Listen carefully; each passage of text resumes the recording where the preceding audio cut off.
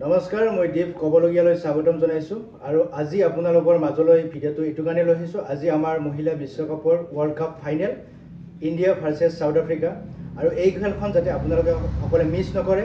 এই খেলখন সম্পূৰ্ণ সহযোগ কৰক, ছাপোৰ্ট কৰক, ভাৰতীয় দলক উৎসাহিত কৰক। যেনেকৈ মেন্স টিমক আমি ছাপোৰ্ট কৰি আহিছোঁ, ঠিক তেনেকৈ ওমেন্স টিমক খুব সাধাৰণতে ছাপোৰ্ট কৰা দেখিবলৈ পোৱা নাযায় আৰু এইটোৰ কাৰণে ভিডিঅ'টো লৈ আহিছোঁ কবলগীয়াৰ জৰিয়তে।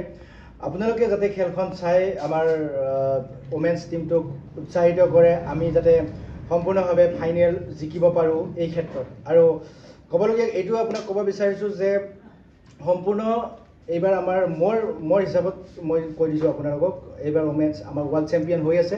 গতিকে এইখন খেল ভাল কৰিছে। ছেমি ফাইনেলত অষ্ট্ৰেলিয়াক হাৰিছে।